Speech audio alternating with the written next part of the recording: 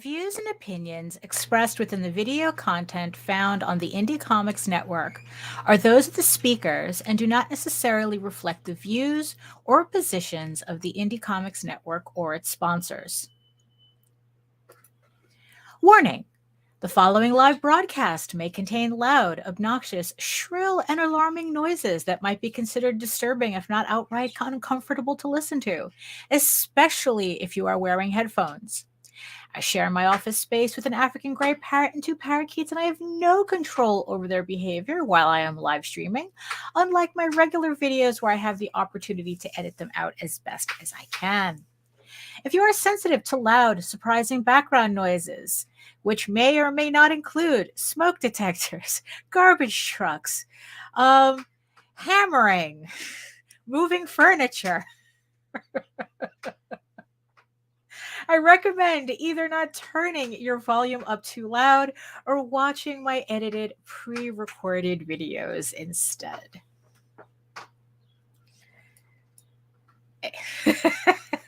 Also remember, especially the smoke detectors, if you hear the beeping in the background, I have batteries, fresh batteries and everything. Oh, hey, Allison. Hey, I hope you're feeling better. Oh my goodness. So yeah, so today's another Wednesday. Today's another. Hey, Jay. I mean, it's like you're gonna. It's like it's not a show until you and a friend, and then like Jody and Jake show up, and then it's like it's all official. all the regulars. Hello. Oh my goodness. So welcome everybody to another one of whatever this is. It's my drawing live stream that I try to do every Wednesday. I almost didn't make it today. I don't know. It's just a lot of you know what? No, you are correct. Yes, there's no more issue. It's just a fluke. They moved on. So that's that was the hope. That was the hope that we had, and that's what happened. So yeah. Funny you should mention that, Allison. I too am drawing a castle right now, but not in bed though. But like I said, I hope you are feeling better. No, not yet. The Jake has to show up, but now I have I have a Jay, I have a Joseph, I have a Jake, I have a Jody. Usually this area is pretty good. It's like, they kind of, they tend to move on really quickly. Like I said, it was just the whole camping situation that wasn't supposed to happen, but in the end, they moved on. So I know you're probably out in California. It's a little bit more intense, but you're out in California, right? Oh, here we go. There we go. Now we're completing the complete set. But so we have, okay, so it's like, so we just need Jody to show up, and like I said, and afraid to come in to ring the bell, and it'll be like NASDAQ. Ring the bell, and we'll get the show officially started.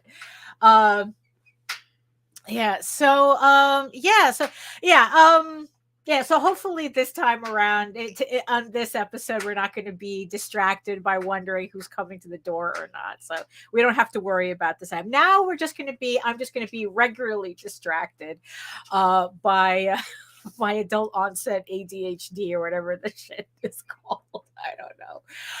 Oh my God. So welcome everybody, like I said, to another show.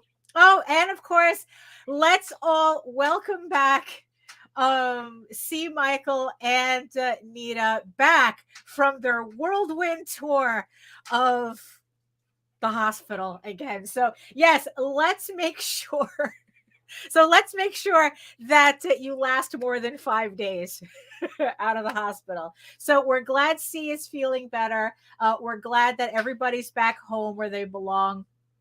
and yeah, and just kind of move on, move on from there. It's like normally, or at least whatever the new normal is. And of course, speaking of trading cards, yes, our Charizard himself, Joe D, is in the chat. So of course, you know what that means. You know what that means. I don't know who it is, but it probably is for Hogwarts guys. I asked my friend Joe, I asked my friend Jake. They said it was for Hogwarts guys. There we go. The entire collection is almost in the chat, but two official mascots are here pretty much. Yes, hospitals do suck. So yeah, so like I said, it's like let's try to keep the distance now between episodes. But yeah, So yes, so we're missing a frame, but you know what? We're gonna have to start anyway. So this introduction is dedicated to him, who would always remind me that I'm taking too long to do introductions. So hello everyone, my name is Daphne Lage, and I'm a cartoonist, illustrator, and comic book artist from New York. I am known. It's like, you see, I'm already messing up already. I'm already just being distracted by what I'm looking for here. I've been self-publishing comics since 1992, and you know what that means. With a few exceptions, the characters on this program are weird and peculiar and not to be trusted. And I am known for the furry fantasy adventure Tall Tales. Tall Tales, or so I thought, on Kickstarter in pre-launch right now. Link is in the show notes below. And yes, I just finally finished this book. Putting together this book and coloring it. It is now officially at the printers where I can get a proof. So yes, so we are on schedule. The campaign will be launching June 2nd, Friday, June 2nd. So if you haven't signed up yet for the first full color Tall Tales comic that we've ever printed, link is in the show notes below, so you can sign up to get notified when the campaign goes live. And I am also known for my medieval fantasy soap opera drama, EGORAVEN, Heir of the First Unicorn, which actually on Friday I was testing a new sub headline or whatnot for this. It's like kind of like a slice of life medieval fantasy thing. So we're still working on it.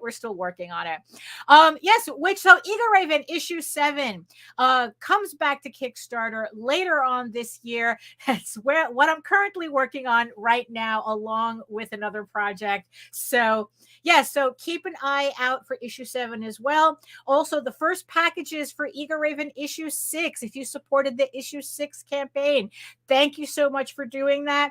I've already sent out the first 2 batches of pledge rewards to backers. So keep an eye out for your packages coming in the mail this week. I'm going to be packing more later on today and hopefully get another couple of batches out by Friday.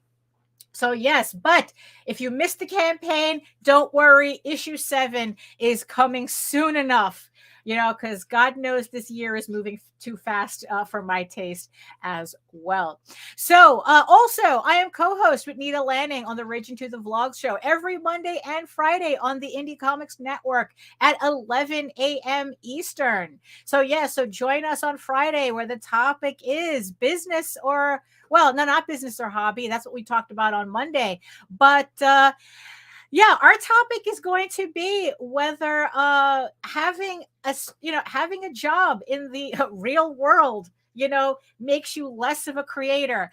The short answer is no, but watch us pontificate on that topic on Friday at 11 a.m. Eastern. And speaking of fulfillment, remember that you can save 10% on your next Gemini mailer order using our coupon code RAGIN10. If you have a Kickstarter coming up or you're about to start fulfilling yourself, make sure you pick up all your Gemini supplies so that your your backers can get their rewards in pristine condition. But what if you're not running a Kickstarter? What if you're not, that's not the type of thing you do at all? Well, I know you have a comic book collection. I know it's a mess. I know you need to organize it. Gemini's Comic Supply also has bags and boards for your organization pleasure. So again, you can use our coupon code RAGEN10 to clean things up and buy all the bags and boards, which I still can't believe I have to do that as well. I mean, I can't believe that we already finished we ordered like 1,000 bags and boards, and we're almost done with it. It's like, okay, yeah, we really do we really do run a lot of campaigns. Yes. So in the meantime, you can read both my comics online at Tall Tales, TAILS online.com and egoworks.com, EGOWORKS. And you can also check out all my videos on how I make my comics here on YouTube at my channel at Daphne Lage Art, which also simulcasts through the Indie Comics Network. And yes, I see you, the 5 people joining me from regions beyond. I see you next to the giant eyeball on my screen. If you're joining me from Facebook, if you're joining me from Twitter, come on over to YouTube. Join the sexy people in the chat. And if you're joining me from Twitch, hello. you don't have to go anywhere. You can just watch me on Twitch. There you go. Everything is nice and organized. I know.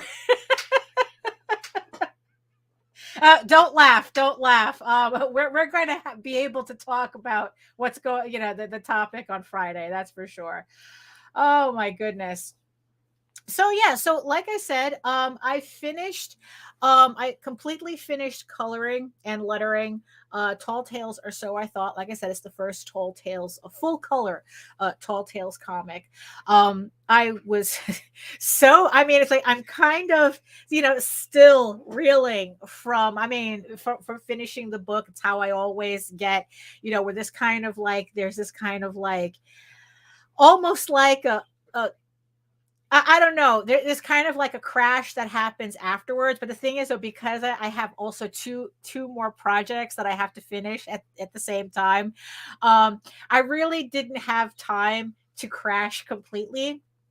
But the thing is, though, it's like I am really glad to have it finally done. So at least it's one less thing I have to worry about. Like I said, it is at the printers. I'm going to be getting the proof before the end of the month. So hopefully I'll have the proof just in time to launch the campaign on June 2nd. So, of course, we will be doing a launch party on our vlog show. So you can join us on June 2nd for that. And I'll show off, hopefully I'll be able to show off the proof on the show.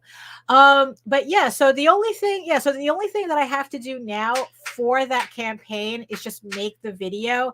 But I'm going to save that for later. I mean, it's like, it's like I was telling I was telling Nita and everybody that it's like, I was really excited to be coloring the comic and really excited to see how it's come up, but boy, was I getting fed up with looking at it. It's like they're just, like I said, those last 10 pages are a doozy.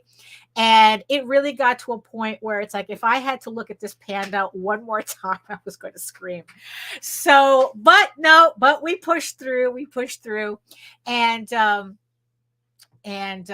so the book is done. It's at the printer. I'm really happy that it's another notch in my belt. It's another thing I was able to cross off my to-do list in projects, especially that I have to do this year. So that was really good that I was able to do that. So of course that meant that immediately afterwards I had to continuing on the other 2 projects, which is coloring EGORAVEN issue 7. Like I said, it's flatted. I just have to color correct and put the shading in. So that's what I'm doing right now. yeah, I have it shaded up to issue 8. I wish I have it shaded up to page 8. So I'm slowly making progress through that, and at the same time, as you can see on the table, I'm also inking, penciling and inking. The Unicorn King's Daughter, which is an EGORAVEN Conan parody that's also coming out later this year. So as you can see, it's like I'm also churning away at this, but luckily this story is only 16 pages, although there is a supplement I want to have for that campaign as well, that I need to keep it at 8 pages, just so it doesn't blow up into a completely unreasonable project. So so I'm getting through this. I'm getting through coloring and shading issue 7, and and I'm trying to keep my mind from jumping too far ahead, because all I can think of now is oh well, hey. um I'm trying not to think too far ahead, because it's like the next thing that I really, really want to do is start penciling and inking issue 8. I have that book completely laid out, and let's just say something's come up or has been percolating that it just, I really, really need to get as much work possible for this year done, so I can really, really start working on next year's books. So it's like I really want, between May and August, between now and August, the end of August, I really want to get all my outstanding projects done, so that by September, between September and December, I can start working on next year's books. I know it sounds a little crazy to think of it, to think, that, it's like, yeah, next year's, that far ahead. But like I said, I'm trying to get ahead of something that I'm hoping I don't have to do. But, but the thing is, I just have to, so my schedule, I'm trying to keep very consistent on my schedule now that I don't have this book. I have this book done and out of the way, and just keep myself focused and organized, so that I can accomplish what I need to accomplish. And like I said, hopefully, what I'm trying to get ahead of, I don't have to actually worry about. It's just that it's kind of one of those things where I'm preparing for the worst, hoping for the best, preparing for the worst. But since I don't live in the future, I'm not going to, constantly keep my mind there. All I can do is work on the stuff that I have literally on my table right now. And that's just what I'm going to focus on. So as you can see on the table, it's not exactly what I was saying in the title, but that's because I was literally working up until the stream had to start. So I figure I just put it on the table so that you guys can, like, I don't know, get a little preview of it. This is page 8 from EGORAVEN the Unicorn. No, absolutely not. Absolutely not. But but so this is page 8 of the Unicorn King's Daughter, which is going to be released later on this year. So so usually what I do with these pages is that I usually pencil them first, and then I ink them later. But the pencils are kind of enough that what I can do is I can, like, just tighten them up just a bit and then, like, ink immediately. So I don't know if it's any faster or not. It feels like it is, because I've been, like, getting through the pages, so I'm literally, like, penciling and inking at the same time. So hopefully later on today I'll have this page finished, so at least I'll have that No, no, Patrick, I am not going to do that.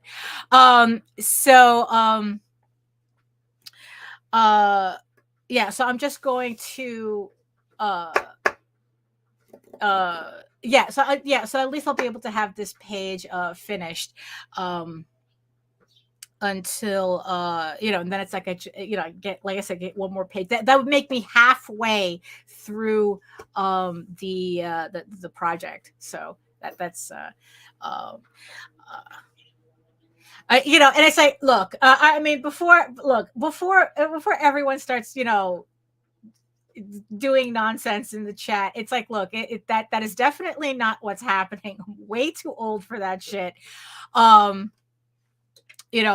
it's kind of related to the topic on Friday as to whether I might need to get a straight job or not. And essentially stop what I'm doing, or at least kind of slow down what I'm doing in relation to in relation to what I'm doing with my comics, and have to get an actual job to take care of some things.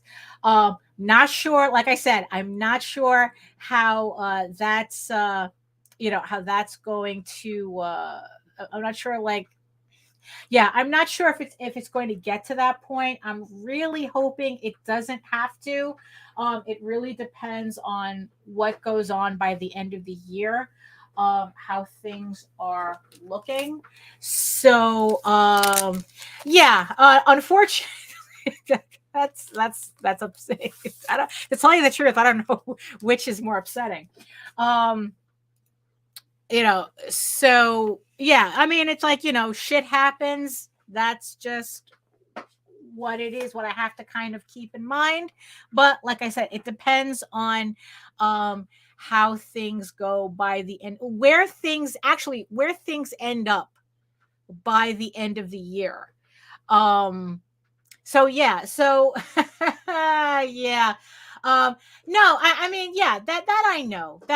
I mean, it's like, it's very rare that that there are people who can support themselves on their art alone. I mean, look, even Jose has to work.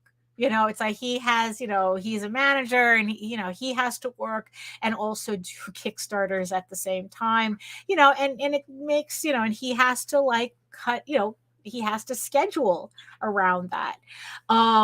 It's not something that I'm looking forward to doing, but if it's something that I have to do, then that's what I have to do. Well,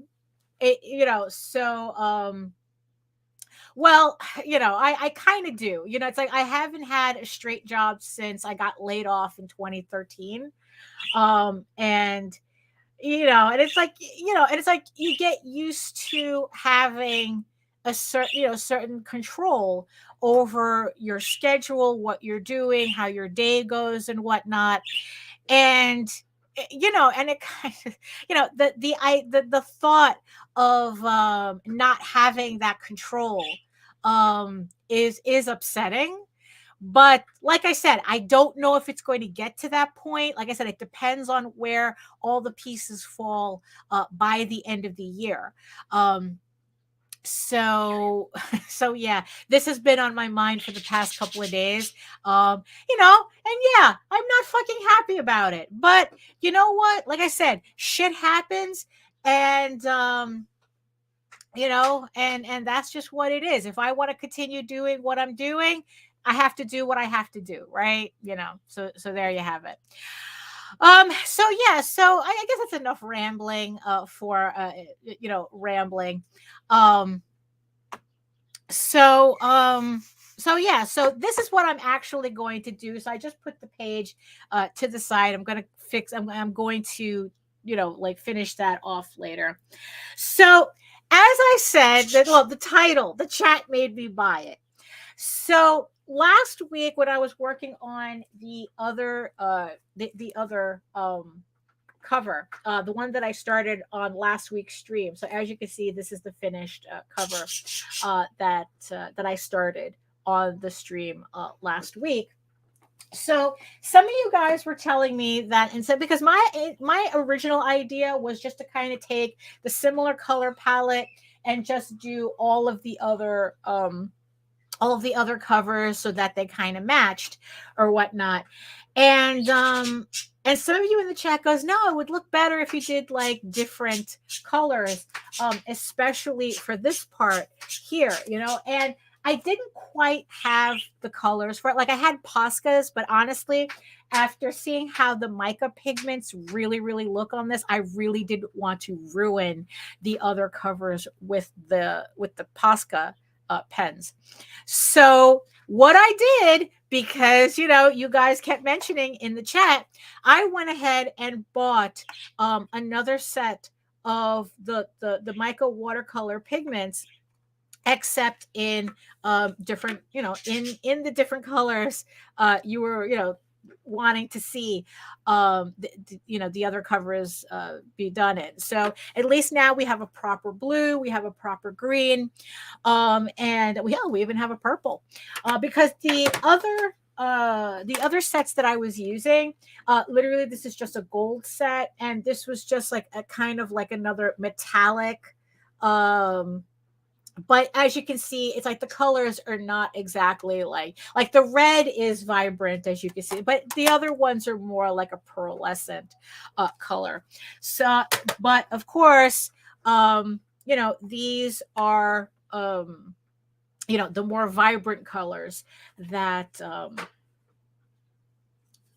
I think will really work for these covers. You know, just to give it a little different, you know, in the end, it's like, yeah, it's like, you know, just because I'm doing 4 of a theme doesn't mean they all have to be identical.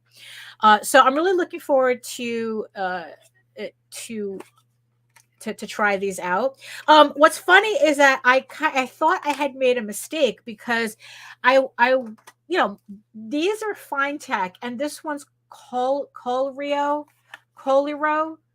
and it turns out it's the same company. I was a little concerned that maybe I got like a knockoff, but it turns out they're the same company. It's just that they use they divided their company so that they, I guess it's like they can hit like different distribution markets. You know, I don't know why they did that, but if you're interested in getting these mica watercolors, if you get Fine Tech or you get Coliro, they're the same thing. They're the same company. They're both made in Germany.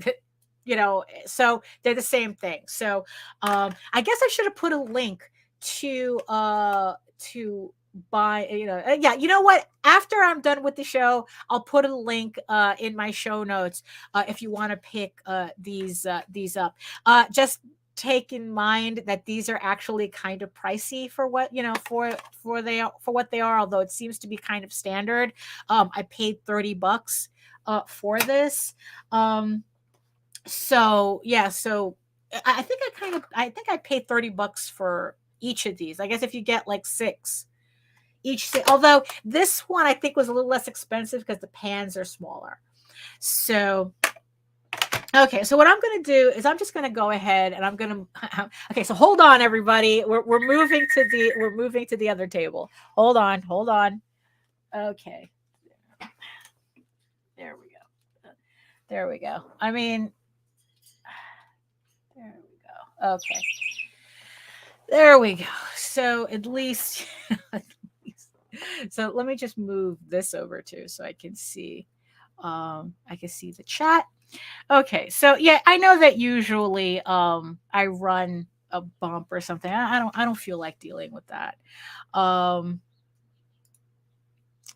know, so yeah, so here we are, right? So yeah, so let me okay, so let me set this up. So yeah. Oh, well,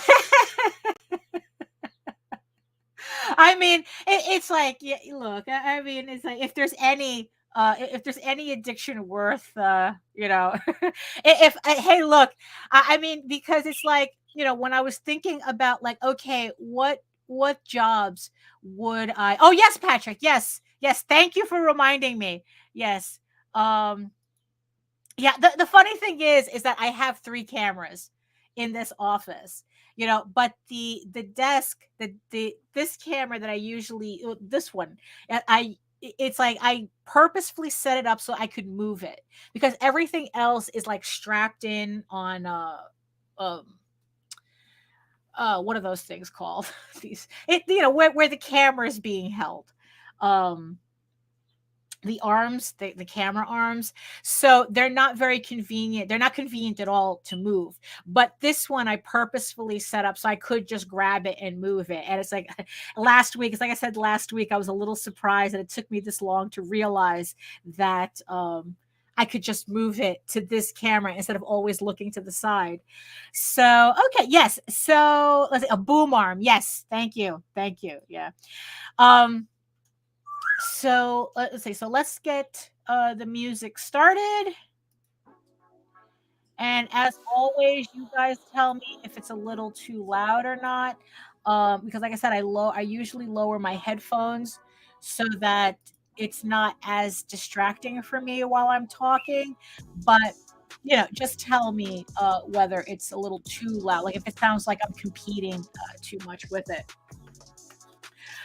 So yeah, so what I was, so what I was trying to, so also it's like I did a little shopping the other day and I finally picked up some Pro White paint because it's like I've been using Poscas to do the highlights, but I don't know, it's like I haven't been really happy with the Poscas.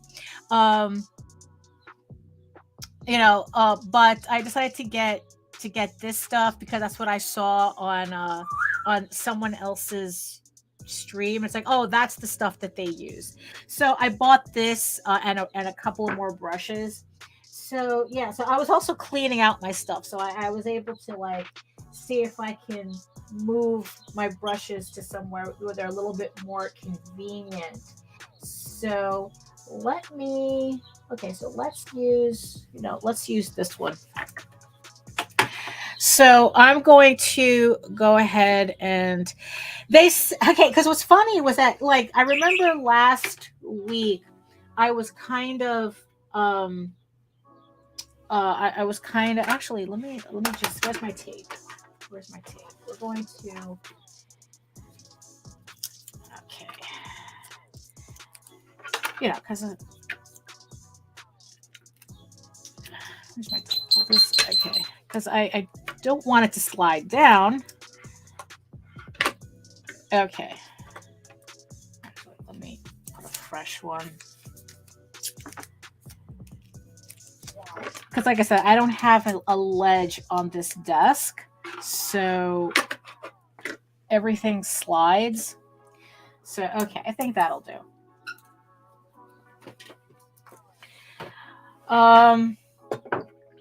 Okay, so, and it turns out that I didn't know that what they recommend is that you kind of like, oh, actually, I have the dropper.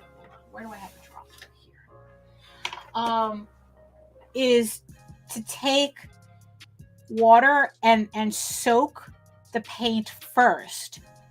Like you let it sit for 2 minutes and then you get like a better result. So hopefully I don't have to put so many layers. So that's what we're doing here.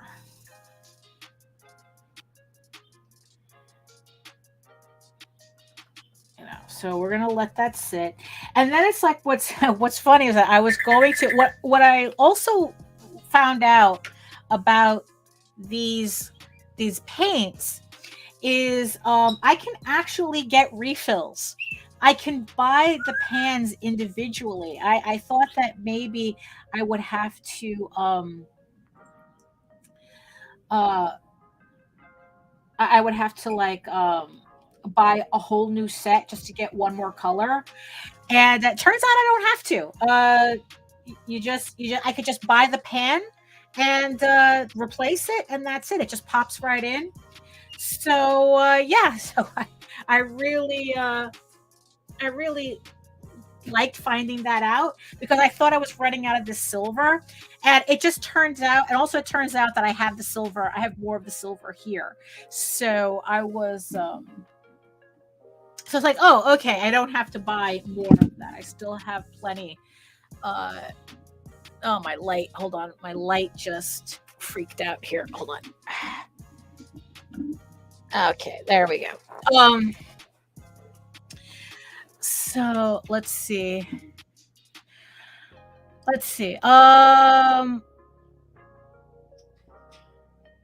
Yeah, I mean, yeah, you know what? It's not like I haven't done it before. That's the thing. I've obviously had jobs before. So like I said, it's just like I feel like Cusco. It's like you're ruining my groove, So that's just kind of like how it just feels like. And let me.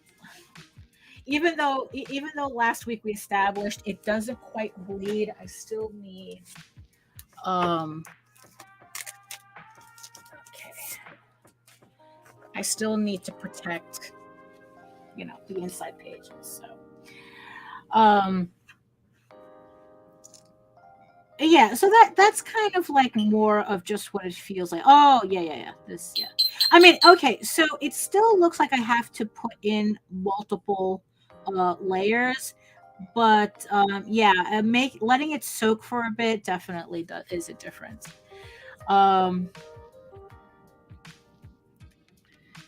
So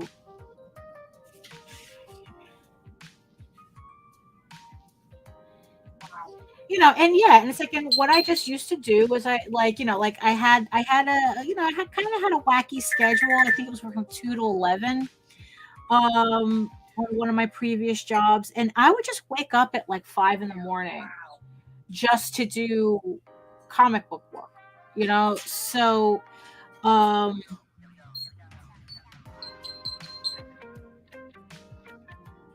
so it's not like I don't know how to schedule around it. Like I said, it's just more of a drag,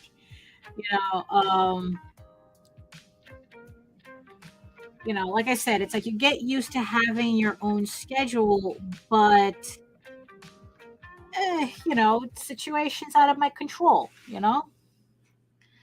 and like I said, even then it depends on what happens by the end of the year,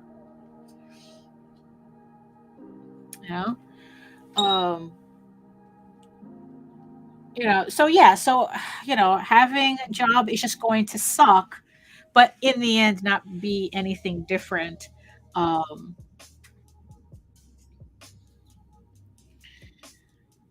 you know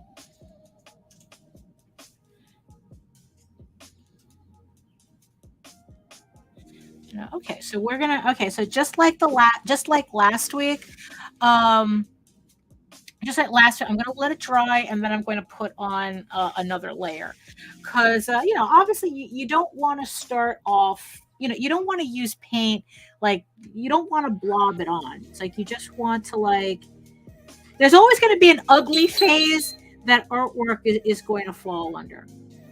There's always going to be that. So so this is obviously the ugly phase for this paint.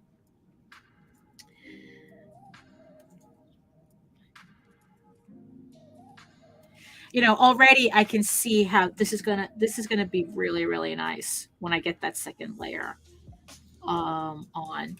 So yeah.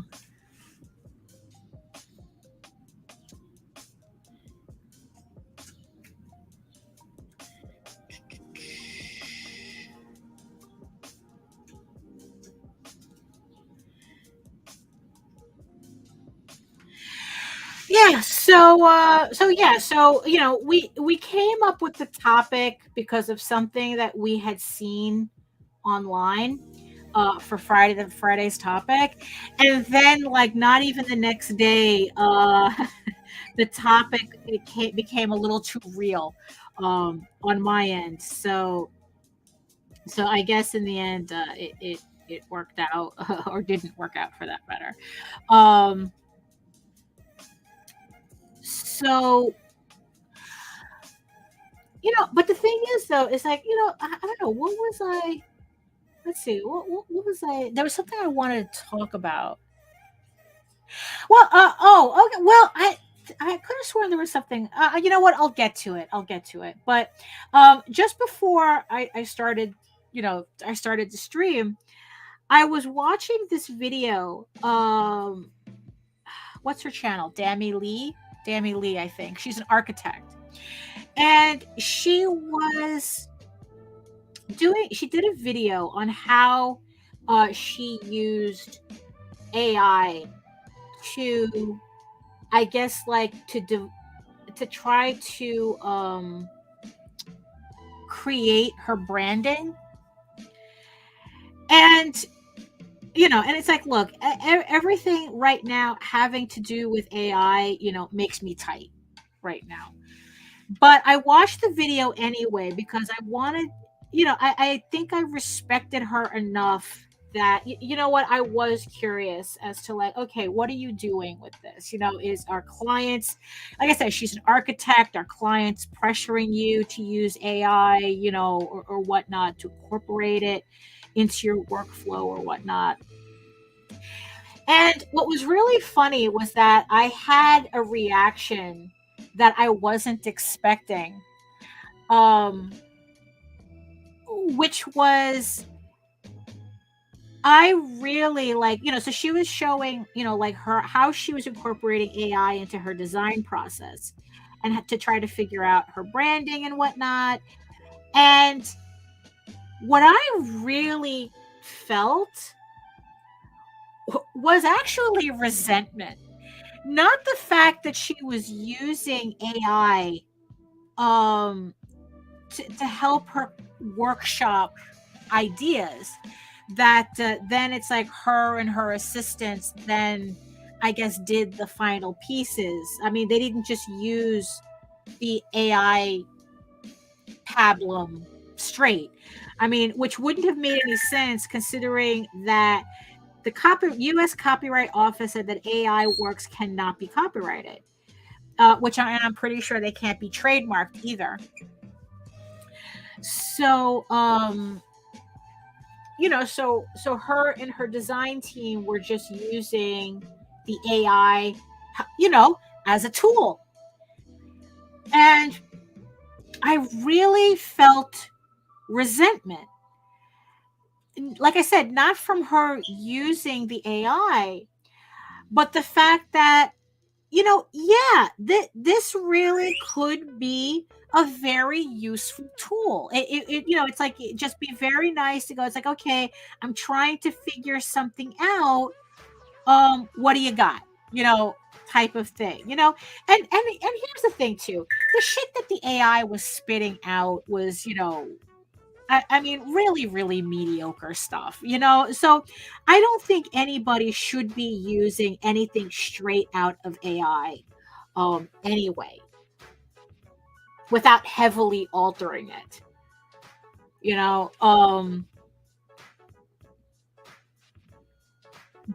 But the thing is, yeah. So it's like, I'm sitting there watching, and it's like, and of course, I'm thinking of the potential. The potential of it, like, what, like, I really could see myself using it, instead of looking for photos, telling the stupid thing to give me something specific that I could work from, if I needed a particular angle or something, or if I needed a particular vibe, or it's, I don't know. You see, because the stupid thing is that if I wanted angles and shit, I could just build something in Clip Studio Paint using their 3D models. So, so at the same time, I'm like wondering, it's like, wait a minute. It's like, what is it that AI is doing that I can't do already with something else?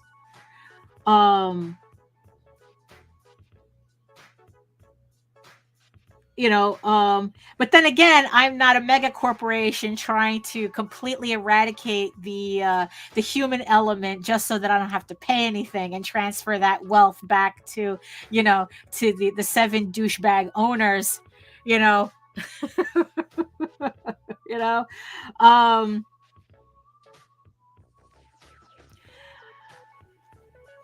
let's see. Let's see. Yeah, I probably have to let this. Okay, because yeah, maybe it's just too wet because it's like I don't think I'm getting the coverage that I got last week with the red. Like it doesn't feel like it's different, but I think I just have to let that. Maybe I just have to let it rest for a little bit, actually dry, God forbid. So let me get this silver.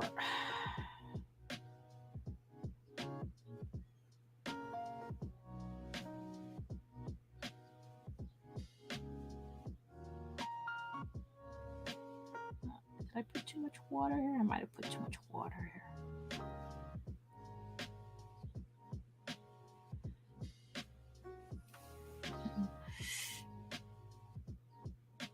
But then again, it's like this, the silver is very misleading. So I don't know. I think I might have put too much water there. Let me.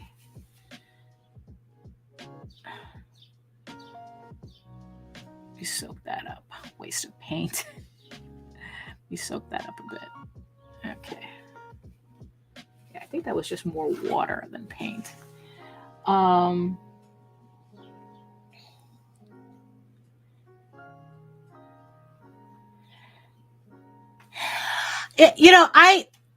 I really agree with that. I think that's exactly that's exactly what I think it could risk doing.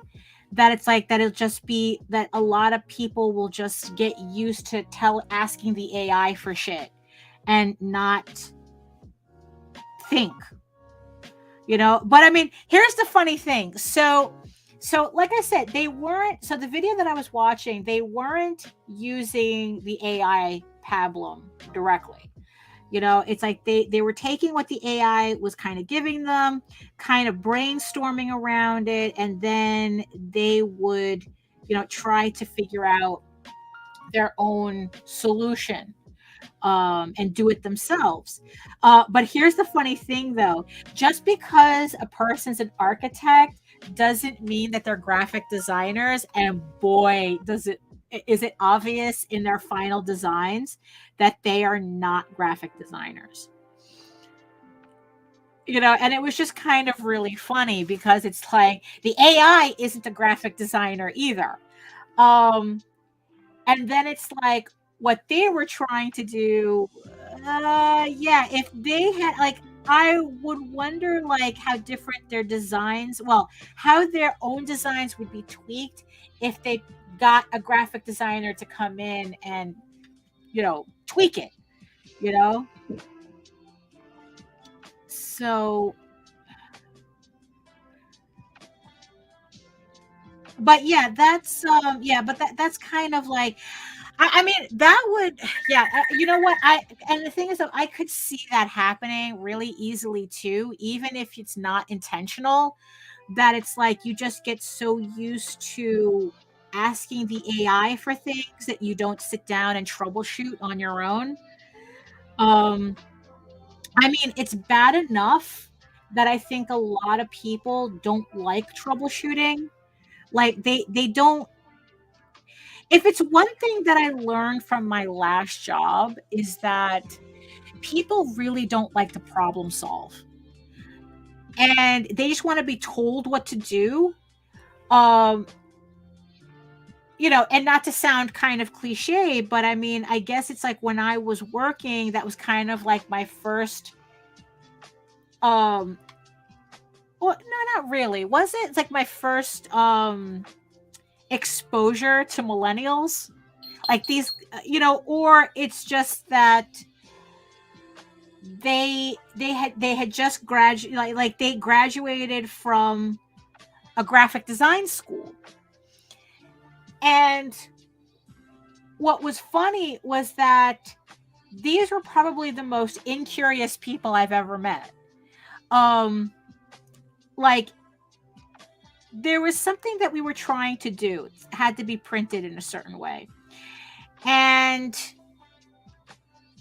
they didn't know how to do it, or it's like, and I go, oh, well, that's okay. Just you do it this, and that, and then you'll be able to print it. It was kind of like a fake workaround. And they looked at me horrified. Oh, we can't do it like that. Yeah, yes, you can. I just told you how to do it. Oh, hey, Efrain. Oh, there we go. So Efrain is in the house now. So all the Pokemons are in. All the Pokemons are accounted for.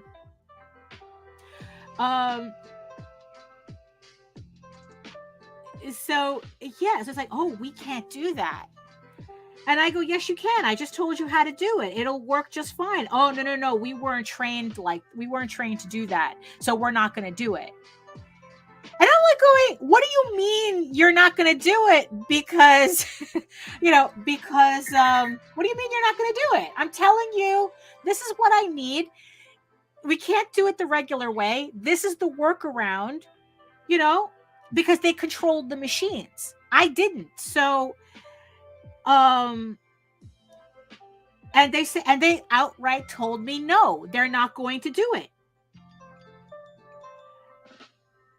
And yeah, it was the most frustrating. I think it was like probably the most frustrating moment. And mind you, I had to work with salespeople that regularly lied. I mean, I'm talking. I mean, and that like they would promise, they would say one thing to the client, and they would say something different to me, right? And then when I finally figured out there was a discrepancy, they would say that they didn't say that. The client would say that they did, but I was the one stuck having to figure shit out because, well, the salesperson said this. It's like, oh, the client said you said this. Oh, I didn't say that, but you still have to figure it out anyway. So it's like, that was less frustrating than dealing with these people in pre-press who wouldn't troubleshoot at all. Like if it didn't work the way that they were used to, it didn't get done. I mean, granted, it's like they couldn't pay me double. They couldn't pay me to work there again. I mean, it's like when they laid me off, they did me a favor. I mean, really, they couldn't pay me enough to go back there.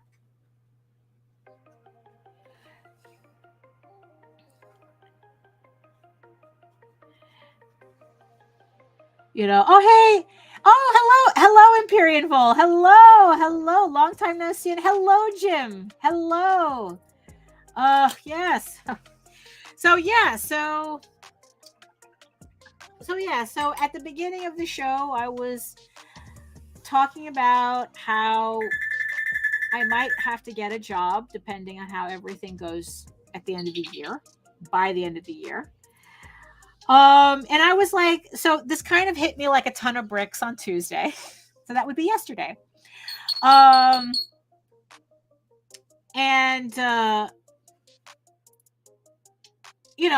once I kind of hit that realization, I just started thinking, it's like, oh, you know what? Where would I want to work, And here's the thing, though. It's like, I want to work in a place that enhances what I'm doing now. Like that at least will teach me a skill set that's applicable to what I'm doing already. So, so it's like, I was like, okay, so if I had to, get something, where would I go? And it's like, well, the obvious and probably the easiest would be working at Dick Blick's in the city. There's several stores, Utrecht / Dick Blick's, so yes, they could literally pay me an art supply. So that's not the point. So I mean, that would be kind of like um the like kind of like really really basic um type of employment that I would get. um the other but the ones that I was really that I was kind of really thinking about was working at like going back working in a print shop, like just but honestly, I would like to work in one of those shops where they do like silk screening and embroidery and shit like that. I think that that would be something um that I would like to learn how to do, you know. Um you know, uh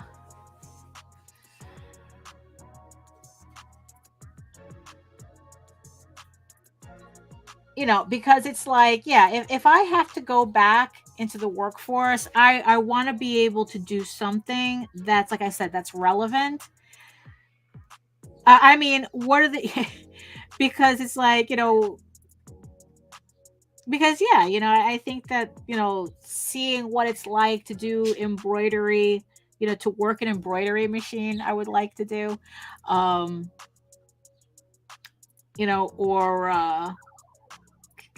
or like I said, or silk screening, you know.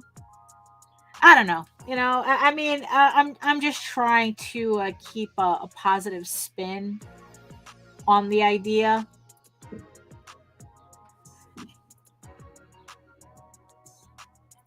Because it's like,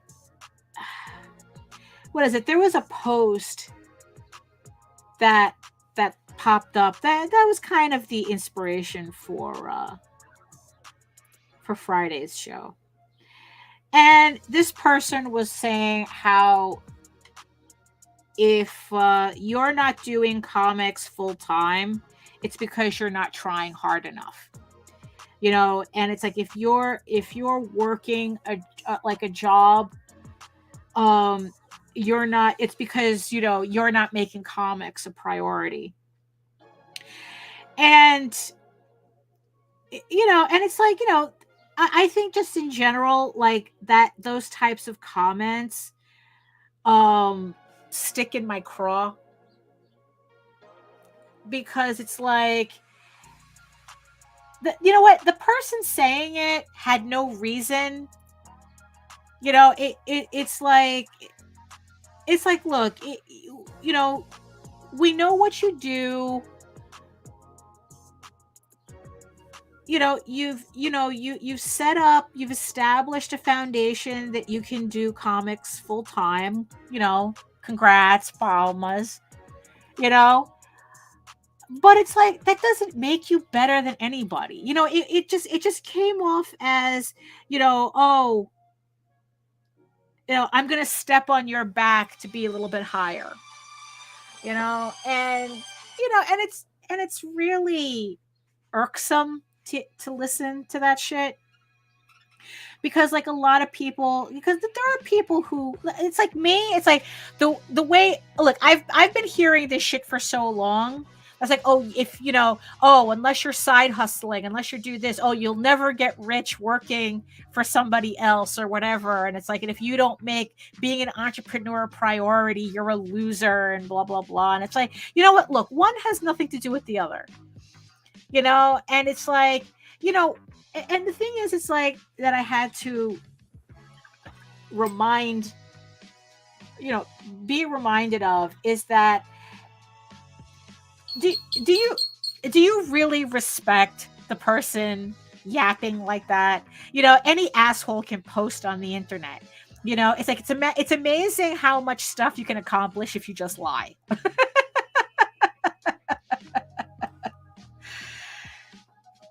And it's like, so it's like, like in the end, it's like, who cares if they believe that? That has nothing to do with your reality, has nothing to do with you. And it's like, what? It's like, why are you so concerned about their respect? Why are you concerned about, getting their approval? Who gives a shit? you know? Um, but at the same time, I understand that there's going to be people who are going to internalize that. That's why, you know, a lot of and the thing is that a lot of people do internalize that. They say, oh, it's like, I want art to be full time. I want to I want to live off of my artwork and stuff like that. And it's like, yeah, but very few people can actually do that. And the ones that they do, they usually have a foundation that they disregard or they conveniently skip in their attempt to other you, which is in the end what they're doing. It's like they're just, they're just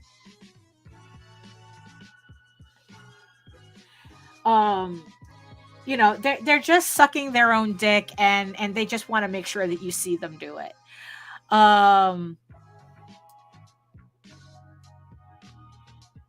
So it was just like really irritating. I don't know, it's kind of related to, like, oh, how do you find time to how do you find time to dedicate to your craft and whatnot? And you have these, whatever it is, right? And you have like, like these famous authors that say that, oh, it's like you have to really, hustle, and you have to you really just have to sit down and grind and do the work, and this, that, and the other thing, and you just have to dedicate yourself, and it's all about hard work and gumption.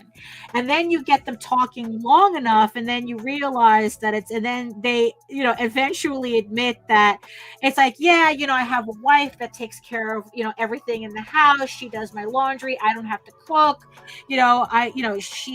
She takes care of the kids while I'm in the basement drawing. And like, there's this entire support system that they have that they don't mention as being part of their process, when it's very much part of their process. It's an essential part of their process. I mean, it's like, I've met plenty of guys at conventions who they say that the only reason, that they're able to do it is because their wife is an executive at a major company, and they make enough money to pretty much cover everything while dude is trying to sell fan art prints at conventions. And it's like, yeah, and a lot of, and there's a lot of people who are like that.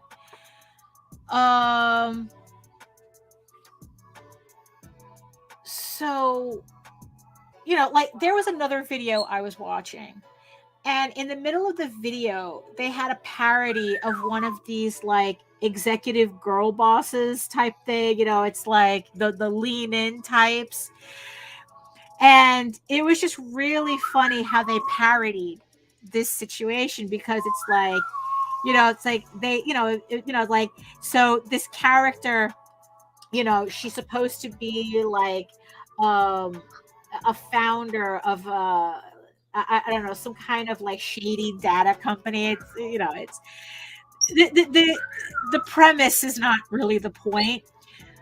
And as she's talking about like, oh, how, it's like, how did you find the time, like, how did you, become so successful at such a young age? And she goes, oh, well, it's not like it came easy for me. It's like, I had just graduated from Stanford, and I only had $180,000 in my bank account. And it's like, the only way I was able to survive was to get a job at my mother's law firm in DC. And it's like, don't think it came easy to me. I mean, she really made me earn it. And it was just like, yeah, that's exactly what I'm talking about. Where it's like, what is it that they say? It's like, it's like, it's kind of like, well, what's the secret to success? Work hard, get sleep, and and be born into a family that owns an emerald mine. I mean, come on, you know.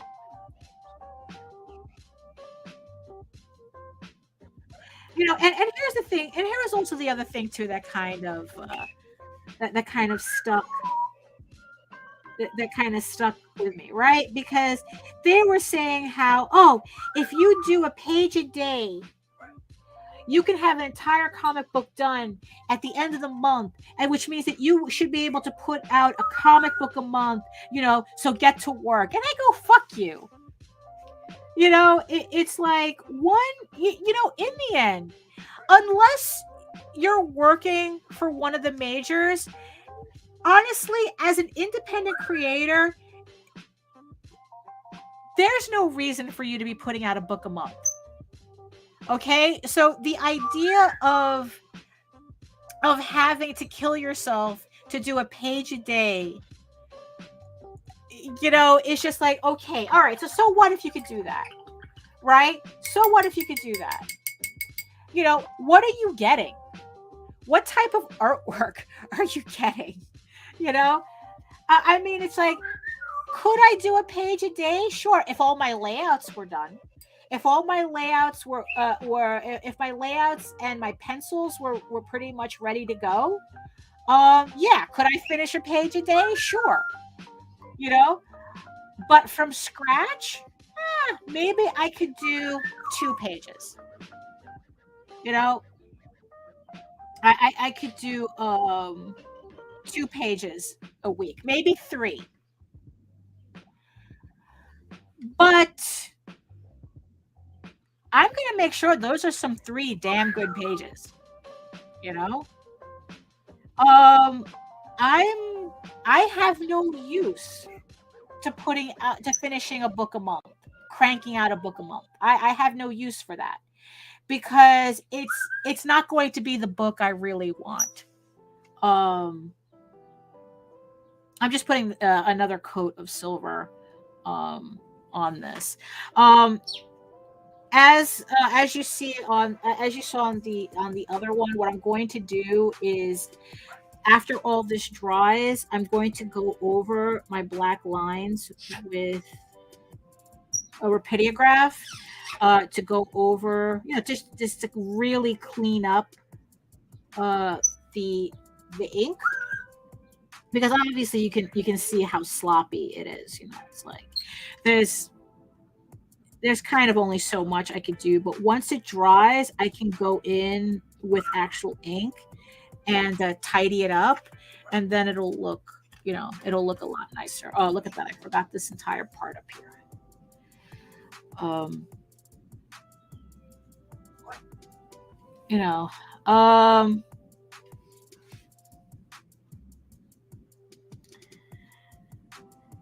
So yeah, so that's kind of the thing where it's like, oh God, it's like, this is I'm so, like I said, I'm so distracted. My point about the AI thing, okay, was that I resented the fact that this really could be, just another tool in our arsenal to do our artwork. But because of the bullshit way it was made, I can't in good conscience use it.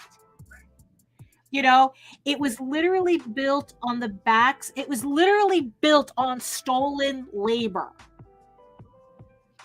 And yeah, and it's like, no, I just cannot use it in good conscience.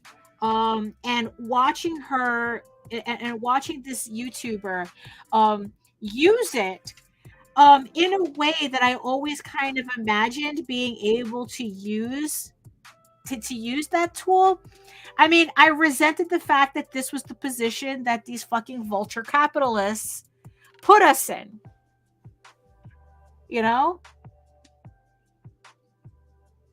That where they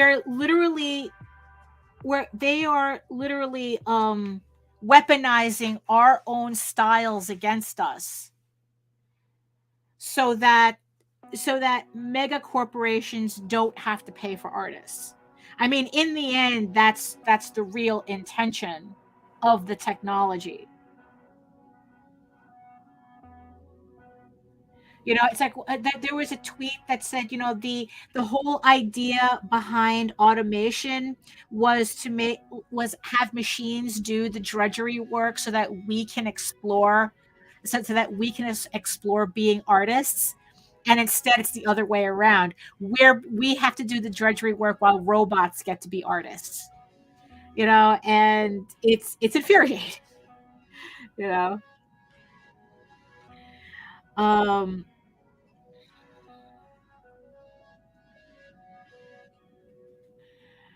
Yeah. Yeah, it's definitely stolen valor. It definitely is. Because it's not going to be used to be creative.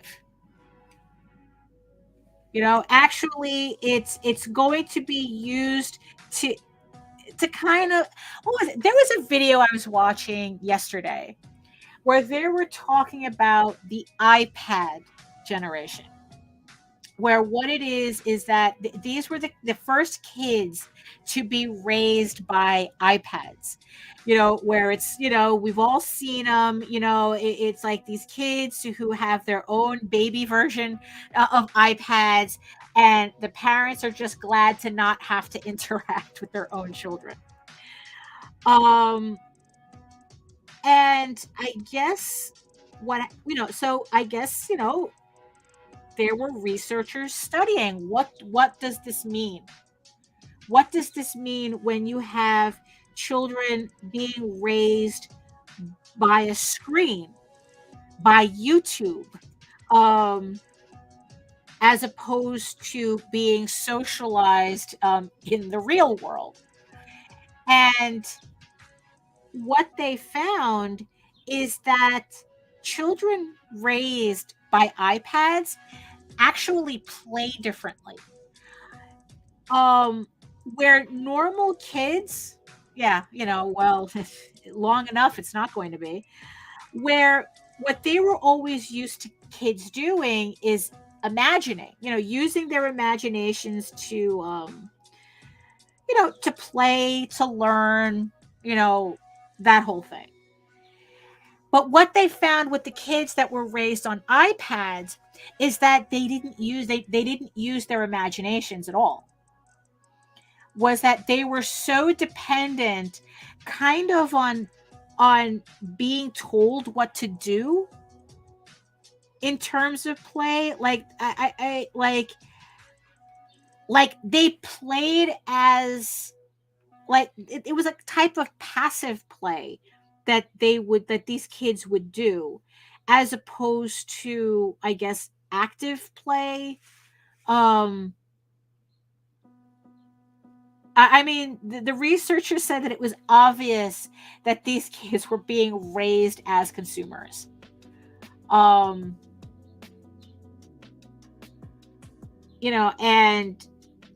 the I mean, and I really do think that we're seeing we're really seeing the results of this. It's like, I've always said that the big difference that I see at conventions is a lack of curiosity. That there's a lack of curiosity at conventions. And I really do think that gets in the way of what we do. That unless the product is something recognizable through a company that they recognize, like everything has to be recognizable, they're immediately suspicious of it. And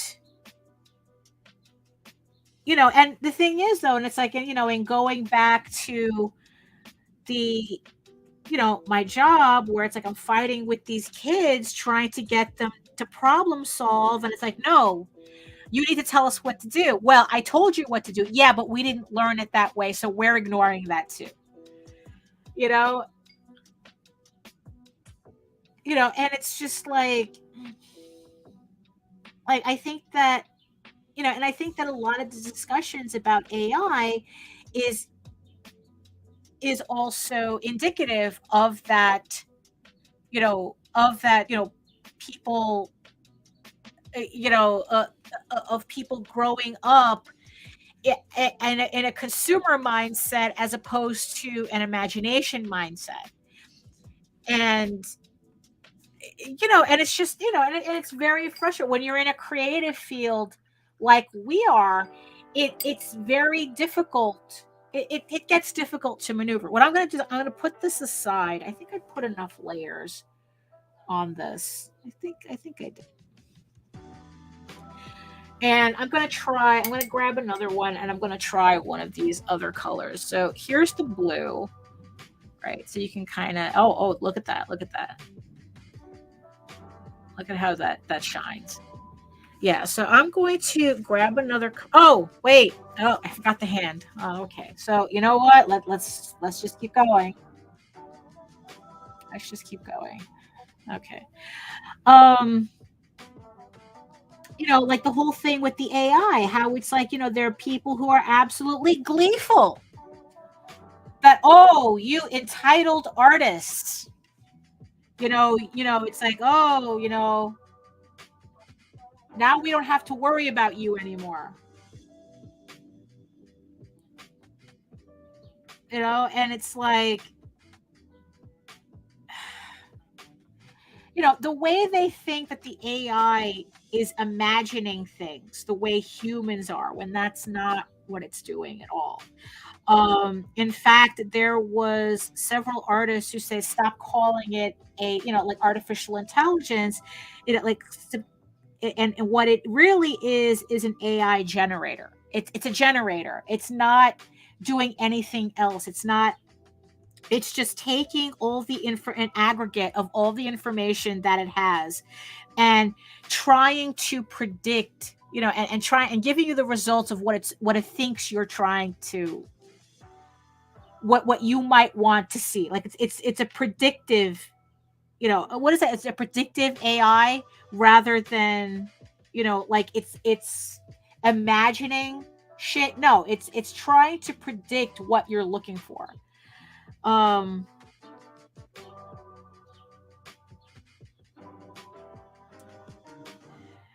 And yeah, so it's like it's just very, frustrating, kind of like, oh shit, that's where this is coming from. It's like, all these kids raised on iPads are literally losing their ability to imagine. And what's funny is that it actually explains a lot of trends that I've been seeing on Twitter, where it's like especially in creative spheres, where it's like there's a demand for like art, to be literal. Like if you write a book, you have to specify that if you have a villain, that what the villain is doing is bad. And it's like, and they want a lot of this. Let's see, what I think I want to do the purple on this one. Let's try the purple. Like, and that's what I'm seeing. It's like that they want a literalness, that they're demanding, and also for the fact that they think that art is something that should always cater to them. That it's like, if they don't literally, it's like a consumer mindset. If someone looks at your work and says that they don't like it, it's that they can't just say, they can never say it's a personal preference, like, yeah, it's not my thing or whatnot. The thing that they jump to is that there's something wrong with you. Your product doesn't appeal to me, so there must be something wrong with it. And it's like, one, you're talking about art, and two, there's nothing wrong with it. It's just not your preference. And it's like, you can move on from that, right?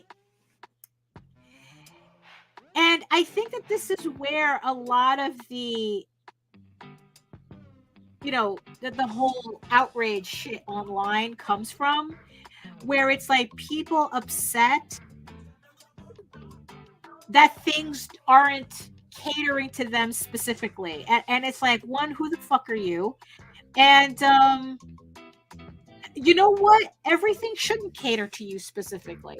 There's going to be stuff that I don't like. There's going to be stuff that you don't like. And you know what? And that's part of the beauty of it. That it's like, we're not sitting here like baby birds waiting for a corporation to dump stuff in our mouths. But you know what? That's exactly what they're doing. And they get mad at us. They punish us if they can't recognize our stuff. That's why the question is, is this on Netflix? It's like, come on. How many times you go to a convention? Oh, is this on Netflix? It's like, bitch, really? It's like, if this shit was on Netflix, would I be here? I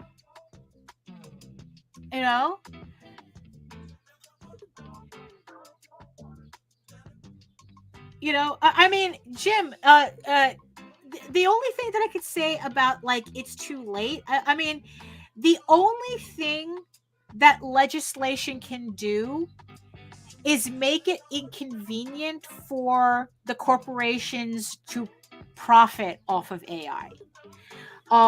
In terms of the fact that it can't be copyrighted. Which I think is I think that that's kind of going to be the that's probably going to be the only cudgel that we have, is that if it's reinforced that AI cannot be owned, that the results of AI cannot be owned, then companies would be like, no, we need control over this. So if we can't own it, it's not worth it for us to use it. The problem is that that's why the writer's strike is happening, because the companies are trying to figure a way around it. What they want to do is that they want to use AI to do the initial draft, and then they want to hire writers at a completely reduced rate to fix it, to essentially rewrite the AI shit. And then and then at that point, it's not considered a draft. It's considered a rewrite. So I guess not only does it get it's like it so what it is that the writers get paid significantly less for a rewrite than they do writing and the initial script, the initial draft. And and then that way, who gets the credit for the writing? The studio. Then it's like, it's a studio product that they just had, there's a lot of layers to it. So the idea is, to fight it in a way that just makes it inconvenient enough. Unfortunately, that's kind of the only option. It's like, if Midjourney had to pay royalties, even if they paid like $1 a graphic for everything they fed into the AI without permission, that's over $1 billion. So, is the genie out of the bottle? Yes. But it doesn't mean we get to lie, to lie back, just lie back and think of England. You know what I mean?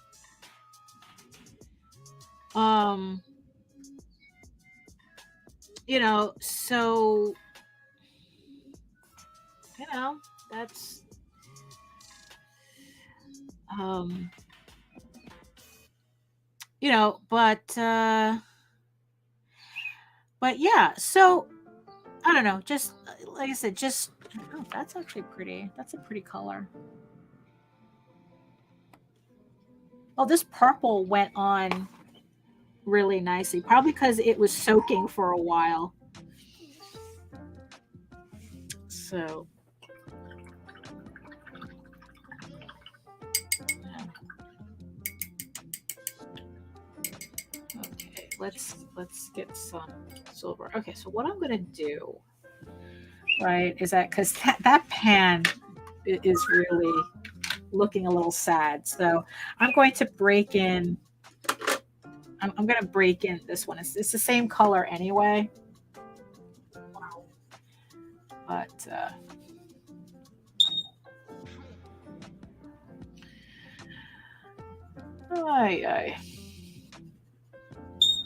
I don't know. Just I don't know. Just been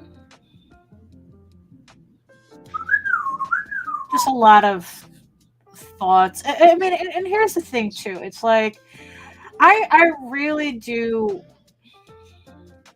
try hard to oh hey James, hello. Um hey Grant, I didn't see you there. Hello. um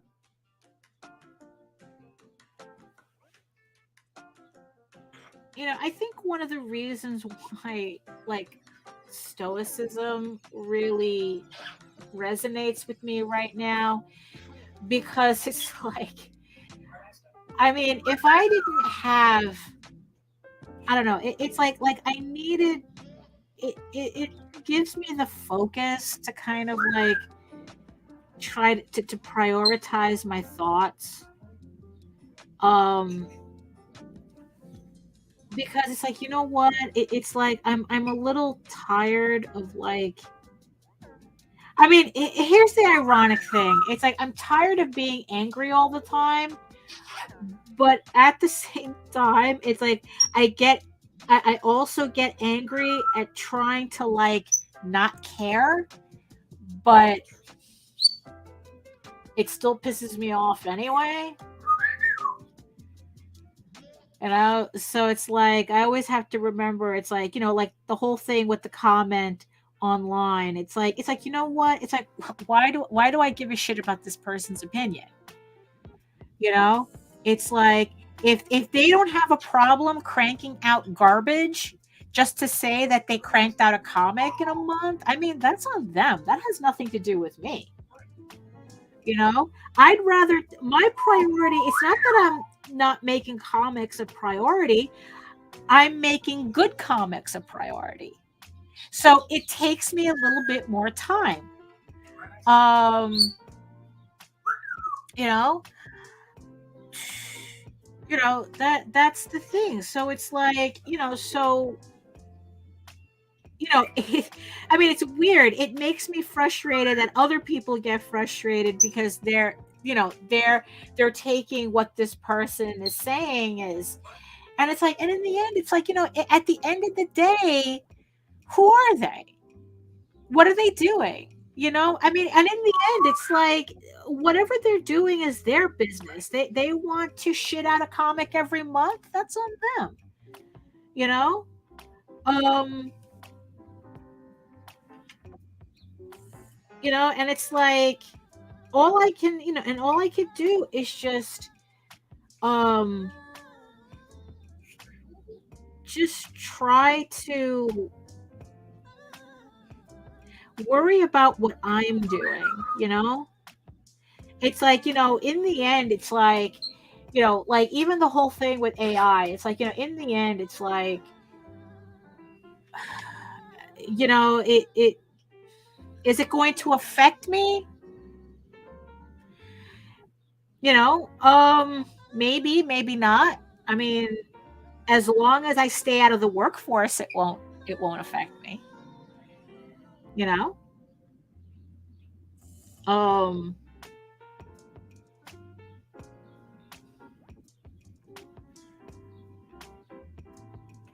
I mean, I don't know. But it's like, are there people suing for regulations on AI? Yeah, of course. But the thing is, though, it's like I can't depend on that for anything. That again, it's like that has nothing to do with me. I mean, I'll benefit from whatever results are. But in the end, it's like, can I control it? No. All I can do is just sit here and work on my pages and make sure that I am doing the best work that I can do, because I want something that you guys would be happy to buy from me, you know? Because in the end, it's like, it's like, sure. It's like, I always say I do this for myself, right? But the thing is, though, it's a lot more fun when you get to share it, right? And because we live in a capitalist hellscape, it requires money to do that, in terms of production and exchanging money for goods and services. And here's the thing, too. It's like, artwork, it's like comic books, it's a luxury item. So yeah, so I have to make this worth it for you to spend your money, your hard-earned money on.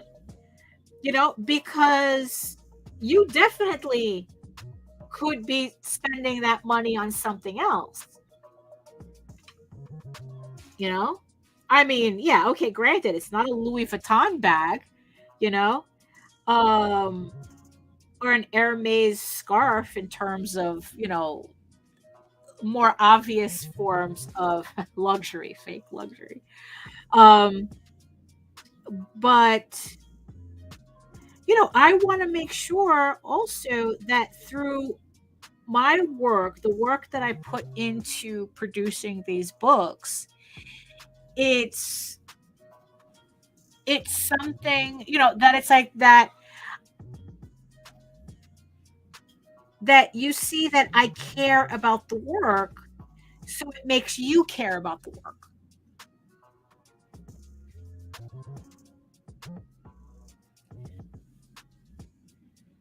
I don't know. I don't know what I'm getting at with that. Let's see. Let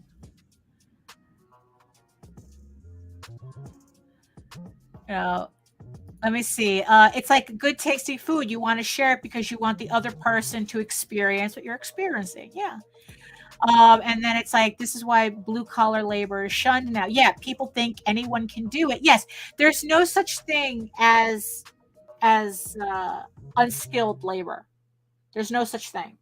That's just a phrase that was coined to justify low pay. Because it's like, yeah, there's no such thing as unskilled labor. And what's funny is that the people who are usually saying that are people who could never work. Well, if it's that easy, why aren't you making hamburgers at home? If it's that easy, I mean, you should be paying a premium for having somebody else make your food. You could make your food at home, but you decided not to. You decided you were going to pay somebody to do it, but you also want to resent the fact that you want to pay somebody to do it. I mean, it's grimy. And it's the same attitude with art. They want our artwork, but they resent having to pay for it. And they want to punish us for them paying for it.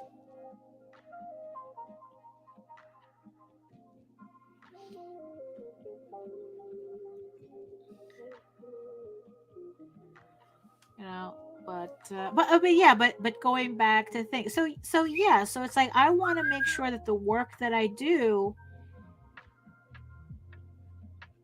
is the best work that I can do for the money that I'm asking you to pay me for this work. You know?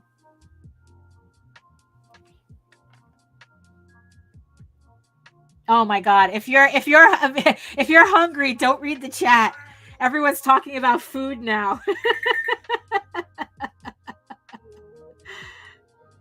Yeah.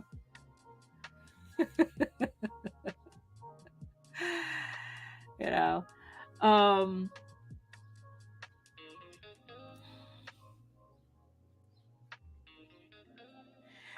So it's like, yeah, so in the end it's like, if someone is, in the end, if someone is poo-pooing what you do, whatever it is that you're doing, oh, you don't draw fast enough, you don't draw well enough, you don't you don't I don't know, you don't do this, oh, I don't think you're working. Oh, this was something else, right? So Paul Gomez posted up this thing. Oh, this one kind of had me heated. This one had me heated. Paul Gomez had posted up on Facebook about somebody who was telling him that he didn't work hard, or that Paul didn't work hard enough. And Paul was like going, what the fuck are you talking about? It's like, who, compared to who? Who's working harder than me? I'm doing comics. I'm a single father, blah, blah, blah. I'm doing all this stuff. I'm doing all these conventions. I go on these shows and whatnot. Who's working harder than me so that I can talk to them and find out what their secret is? And, and I guess like the person kind of like didn't answer. Because usually the people who spout shit like that, they never have an answer. They just want to they just want to shit on you, and and they just want you to open up your mouth and say thank you. So Paul challenged them on that. It's like, what the fuck, And yeah, I know, right, Jake? Yeah, it's like, you're not drawing fat X enough. Fuck off. What are you, my pacemaker? Yeah, It's like, and mind you ever notice how it's always people doing nothing? That all of a sudden they know how, how can, you can, do things better. They don't know jack and shit about what you do, but they know what it takes to be more successful at it. So so the guy didn't answer and whatnot and moved on. But then it's like, I guess another time the guy pulled the same shit again. Oh, you don't work hard enough. And again, Paul challenged him. It's like, it's like, again, who the fuck are you talking about? And then he finally spouts out an answer. I guess it took him that long to come up with somebody. And then Paul goes, because I don't know who it was. He didn't mention. He was like going, that person has been doing this for 10 years. I've only been doing this for a year and a half. Come back to me in 10 years and we'll try to make that comparison again. And it's like, and it's like, I that's like another thing that really gets it. Oh, you don't work hard enough. You don't do this. You don't do that. And it's like, you know what? It's like, it's really, it really, I mean, it's like, you know what? Jake had it right. It's like, fuck off. It's like, you don't know what I'm doing, right? We don't have the same priorities. Again, it's like, I don't have a reason to make a comic every month. I don't have a reason to have to do a comic every month. So I'd rather put that effort elsewhere in the artwork. Instead of cranking out pages my priority is making sure the artwork looks really good. And like I said, it's okay. Hold on, did I just freeze? Yeah, I just froze. Ooh, I hope wow.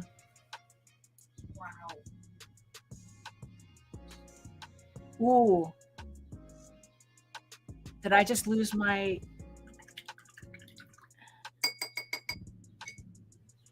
Oh, okay. Did I just lose it? No. Okay. All right, we're back. All right, we're back. Okay. All right, let me put... All right. Okay. So, okay, yeah, thank you, Jay. Thank you.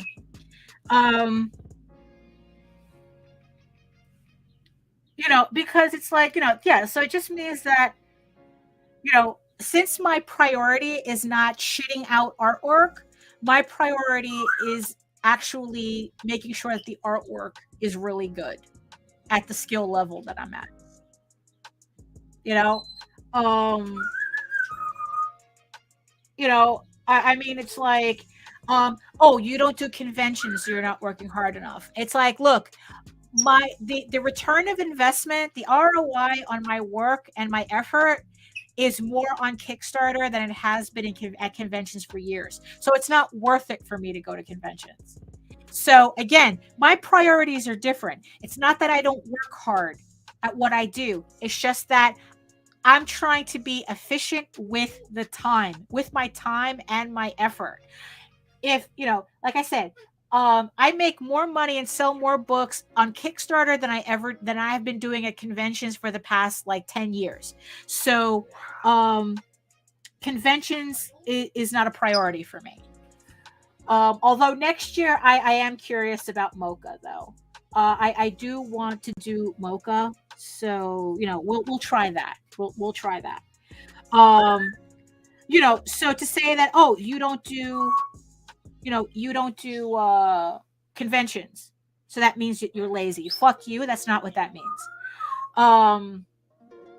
Oh, you don't do all these different types of live streams or whatnot, you know? And it's like, okay, all right. So it's like, you know what? Maybe you're right about that, you know? But again, it's like, look, I do a stream and I do 2 vlogs a week, right?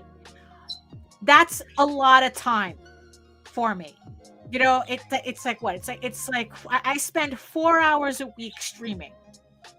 You know, there comes a point where I have to decide my artwork is more important than to quickly build an audience. So, you know, because in the end, without the artwork, the answer is moot.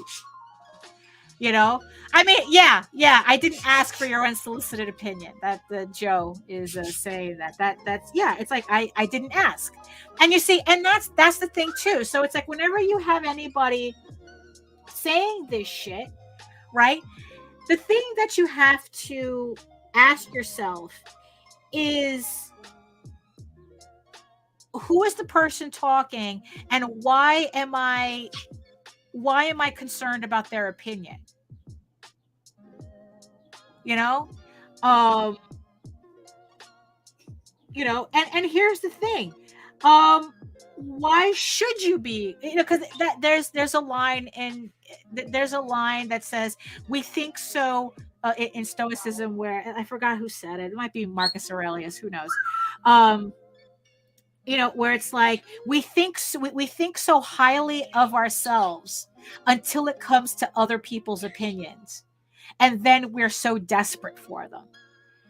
And you know, and it's like, you know, and in the end, it's like, yeah, it's like, why do I care if some rando online or you know what? It's like, look, it's not. I knew the person who said the thing about, oh, if you can do a book, if you're not doing a book a month, you know, you're not dedicated enough. And it's like, one, fuck you anyway.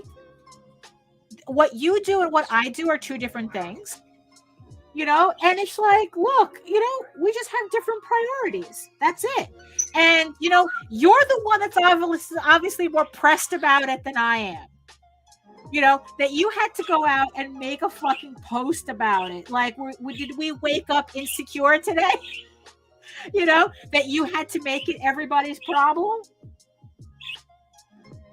You know? So yeah, so that's, you know, so yeah, so it's like, you know, I mean, I think it's different. Like, you see, and this is the thing too. I think it's different than it's different if somebody's giving you an actual critique. Saying that you're not working hard enough is not a critique. You know, and to say, oh, well, you don't do enough conventions. Really? You know, that's it's like, okay, fine. You know, really, it's you know, it's like, so which convention should I do to get me over that hump? You know, or even then, it's like I said, it's like my time investment is not worth it. I don't get the same return doing conventions. You know, um, but the thing is though, it's like, if you're asking for now here's the thing though, if you're asking for a critique and get something back that that you don't like, I mean, one, that's a you problem, but also the thing is too is that, I mean, yeah, you don't have to listen to it either. You know, um, I mean, I don't know. I don't know what the point I was making. I guess it's like, you know what? It's like always side eye comments like that. Always, always. Because it's like you're always going to be surrounded by people who they will support you as long as you do not succeed. Yeah, it sounds as weird. It's as weird as it sounds. Like, you could all be doing the same thing. Like, you could have, and I've seen this, you could have a crew, you're all doing art, you're all doing comics and whatnot, but you're all supposed to be mediocre failures together. None of you is supposed to move forward, to elevate. None of you are supposed to elevate. And they will support you as long as you don't elevate. And, because, and there are people who, like, they're not even doing what you're doing. And that's their thing. It's because it's like, what it is that if you elevate, you're only reminding them what they've made a priority not to accomplish. I mean, so everything is cool as long as you don't graduate to the next step. Okay, so I'm gonna put that aside to dry, and let's see. So I think this one we should finally try. We should try the green. We should try green.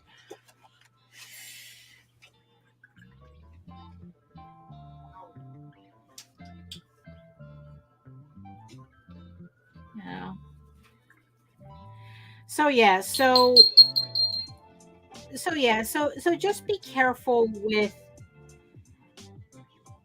and the thing is that there is a point about worrying about the messages that you internalize. Like, I get that, but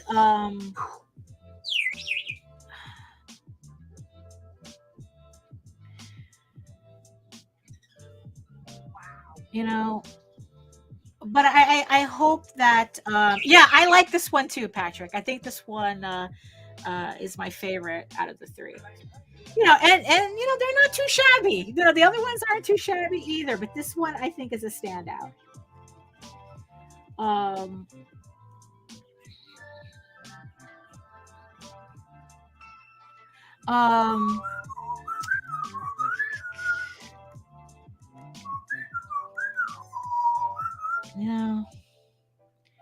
I don't know.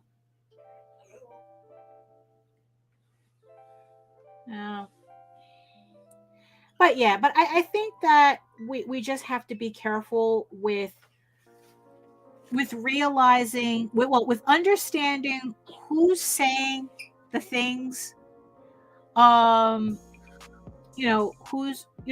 saying the things to you, who are they, and deciding why, and trying to figure out why it matters.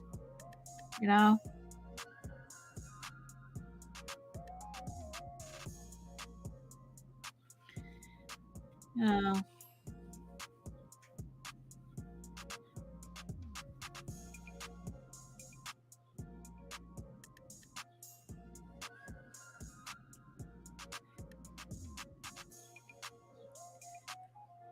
And like, and what I mean, like, why it matters, it's like, how is this information relevant to you? And it's like,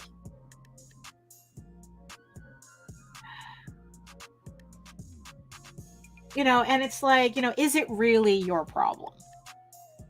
You know?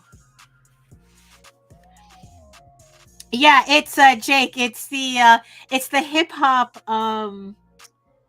playlist on Epidemic Sound. I went I'm trying to, just like kind of like mix up the background music a bit. So I chose one of their standard playlists just to see what it sounded like. And it's like, I think it was okay. I think it's okay. Yeah.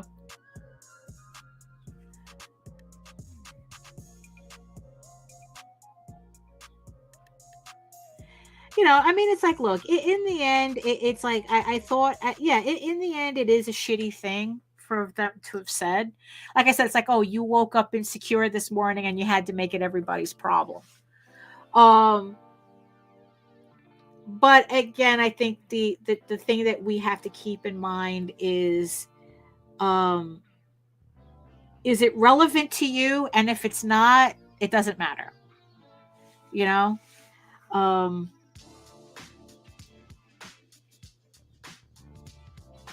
And here's the thing too. Is it relevant to you in an actual way, or because you've internalized this mythology that makes you feel guilty? Because, you want to be careful with that, because it's like, because if you've internalized that having a straight job,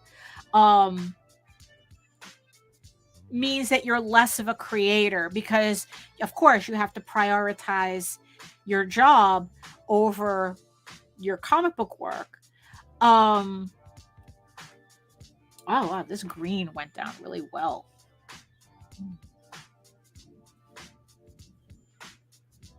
Yeah.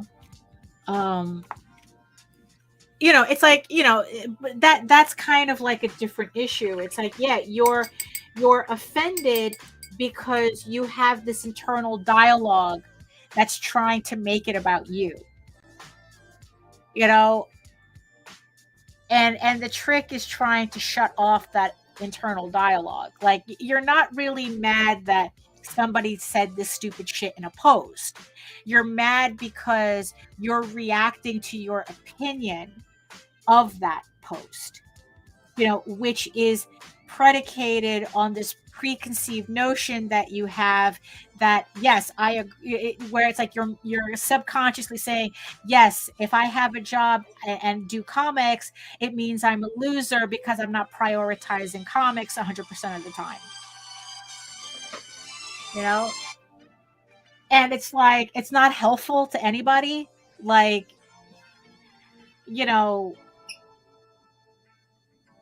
it's, I mean, yeah, it's,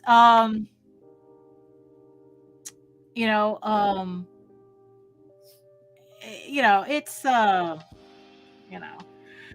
I think in the end, it's like, that's the thing,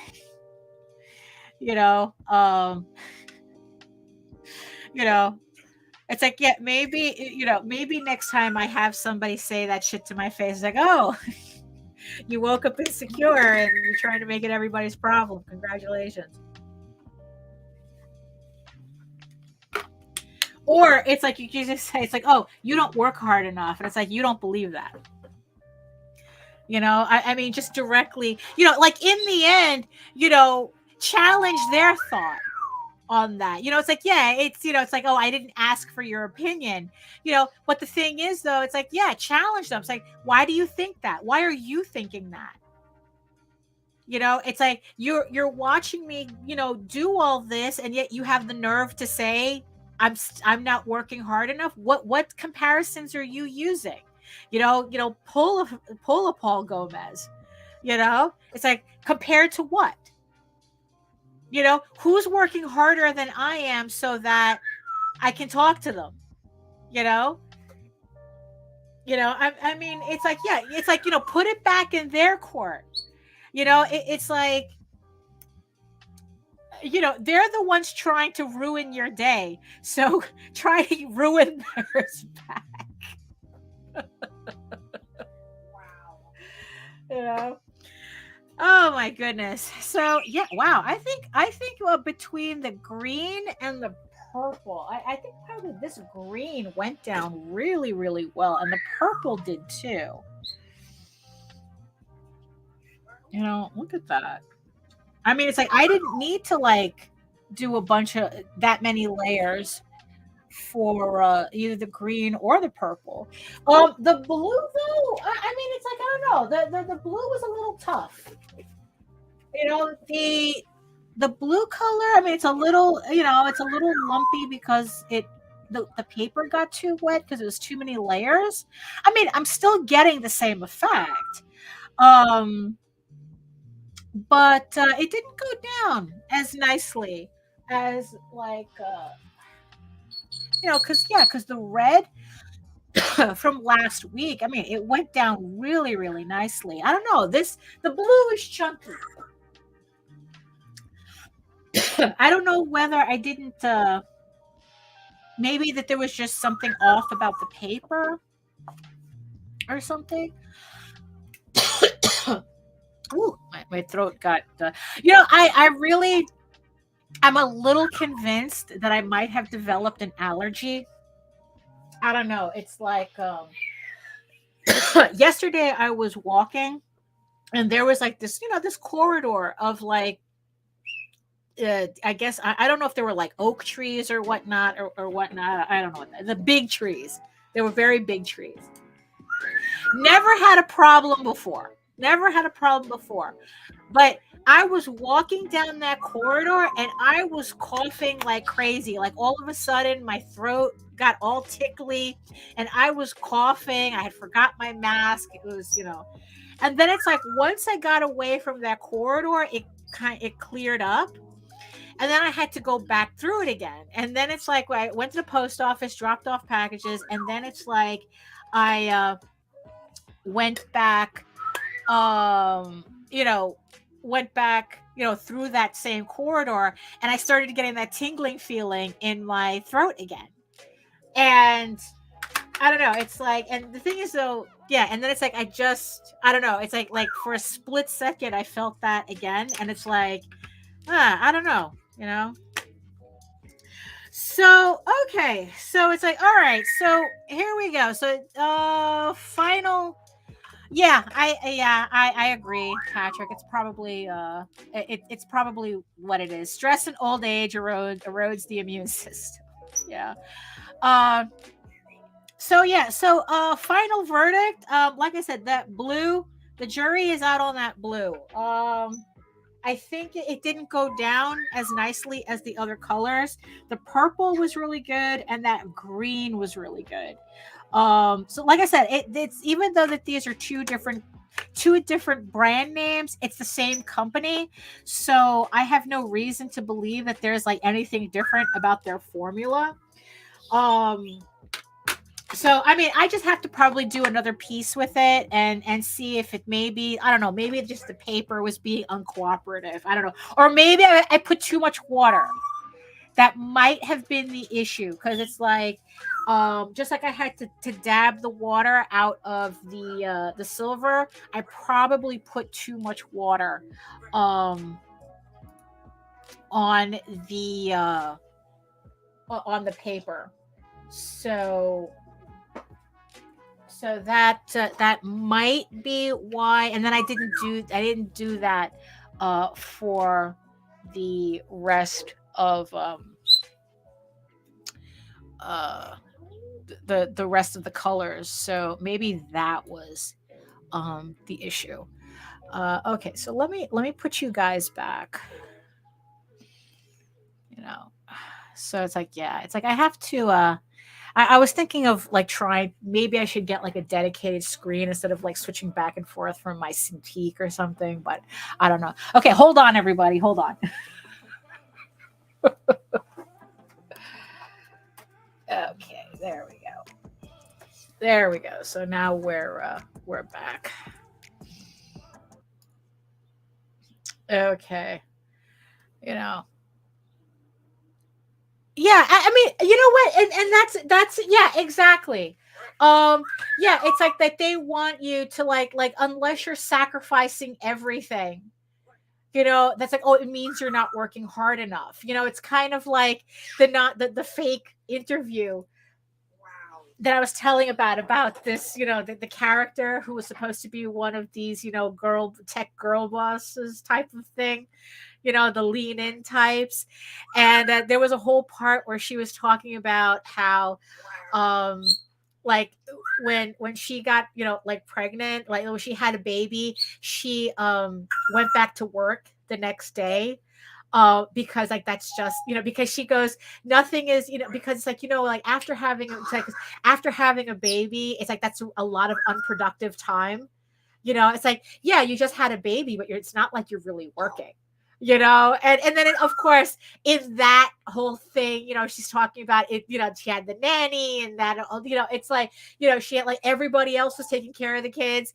And then she was talking about how a coworker got pregnant, one of her employees got pregnant, and she was talking about, she wanted to take a leave of absence, and it's like, well, but what are you going to be really doing all this time? It's like you're not being productive. What are you planning to do to improve your skills while you're gone? Like if the bitch is going on vacation, it's like, no, she's about to give birth, you nitwit. I mean, but then again, not for nothing, at my last job, we had a woman, her and her boyfriend were in a car accident, the flippy type, and they were both in surgery. And the plant manager that I worked for, like without even blinking, was like going, well, when did she get out of surgery so I can find out when she could start working, like but like working from the hospital. When did she get out of surgery so I can, so she could start working from the hospital? And it's like, you know what? This is why nobody likes you. That's why you couldn't pay me to, you couldn't pay me enough to go back, and work for these fucking sociopaths, And it's like, and I think that it's ridiculous that that people think that if you're not applying hustle culture to everything, you're not working hard enough. And here's the thing too. That whole thing about, oh, if you don't work hard, someone else is working harder. And it's like, good for them. It's like, okay. And again, what does that have to do with me? Somebody else working. This isn't a zero-sum game. We're doing fucking comics, for Christ's sake. I mean, it's like if someone else, someone putting out a book once a month, as opposed to me putting it out quarterly. I mean, one is not better than the other. I mean, it's like, it's just, that's the schedules that we've decided to prioritize. One person thinks that cranking out books as quickly as possible is what they're going to make a priority, and I'm making a priority of the quality of work that I'm putting out, which requires which is quarterly, essentially, if I'm lucky. It's like yeah, I'm sure. That's all I have to do, right? So it's like, look, there's always going to be someone working harder than you, younger than you, prettier than you, getting more girls than you, getting more dates in general. They're traveling more. It's like there's always going to be somebody doing more than you. But here's the thing, that's their business. That has nothing to do with you. It's like your standard is your own, and it is completely dependent on what you're capable of doing. It's like, yes, it's like you're, it's like, you're the one that in the end, it's like, yes, you have to prioritize certain things, but you're the one that has to decide what gets that priority. So it's like what other people are doing has nothing to do with you. That's not you. It's like what Jose said the other day, stop counting other people's money.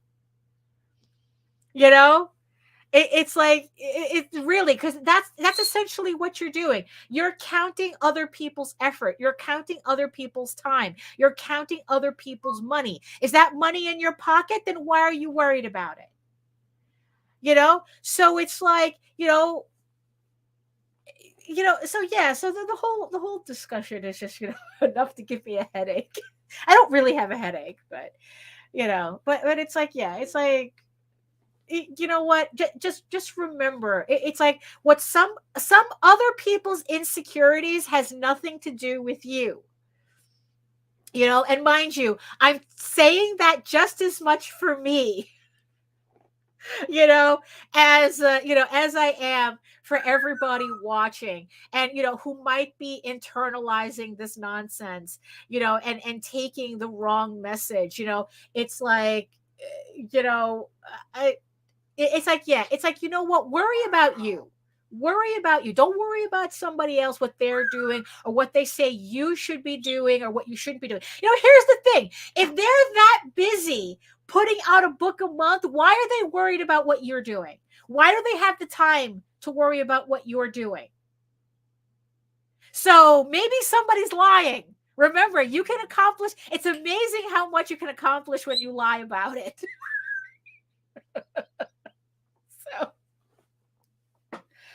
Oh my goodness. So here we are, just past the top of the hour.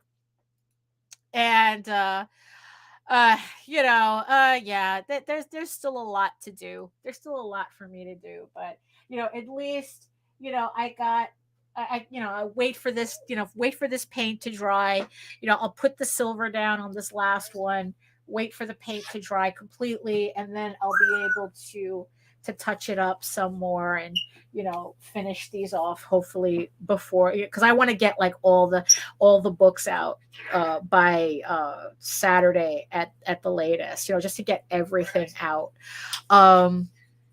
Because I think I have like 40 something packages left. So yeah, so if you pledge to EGORAVEN issue 6, 2 batches already went out, so keep an eye out for that. You should have gotten a tracking number in your email.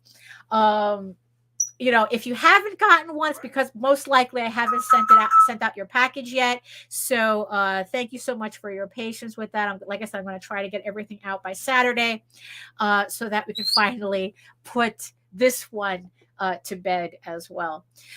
So thank you so much for joining me. Thank you so much for everybody in the chat. Thank you so much to 6 people who've made it all the way to the end of the second hour. I hope I hope you found it interesting or something, or at least we were all working together and I was just yammering in the background for you. So hopefully we all got something out of it. So thank you so much for joining me on this stream and keeping me company as I try working and ranting at the same time. So if you're interested in seeing more of my work and my campaigns, and you want to make sure that you're on top of everything that I put out, you can head on over to my main portfolio site at egoworks.com, EGOWORKS, where you can find links to all of my galleries and social media sites, but I mostly post to Facebook. If you're interested in seeing sketches and work in progress and real-time updates, I will, once I finish these pieces, I will be putting the final versions on Facebook, so you can check them out as well. And remember that you can catch me here on YouTube at my channel at Daphne Lage Art, and through the Indie Comics Network as well. So make sure to like, subscribe, hit the notification bell so that you get notified whenever any of our shows on either of those channels go live. Also, remember that you can read EGORAVEN, Air the First Unicorn for free at my website. It uploads every day, Monday through Friday. But if you prefer your fantasy to be a furry, to be more of a furry Lord of the Rings adventure, you can follow the link over to Tall Tales Online. That's TAILS, and where not only can you read the first 20 issues of Tall Tales for free, but you could also read the daily upload of the latest story arc, which continues directly from the Thieves Quest story arc, Tears of the Mother. Again, it uploads every day, Monday through Friday. I'm gonna have to get issue 2 up. I got the 7-day warning saying that it's almost, that the first issue is almost finished. I got to get issue 2 up. So I'll be doing that this weekend as well. So thank you so much again. Remember that Tall Tales, or So I Thought, is on Kickstarter in pre-launch right now. Link is in the show notes. So you can check that out. Hit the notify me so you get notified when that goes live June 2nd. And remember, I will be back Friday at 11 a.m. with Nita Lanning on our vlog show. We will be talking more about this nonsense about, are you lesser of a creator if you have to get a straight job, if you have to work away from your own comics? And like I said, the short answer is no. But like I said, we will be expanding on that conversation on Friday. So make sure you join us at 11 a.m. So thank you so much again for joining me. And and I will see everybody next time. So bye. You really want to know my process? Absolutely. Usually starts with a holla and ends with a creamsicle. And then if there's time in between, Thundercats.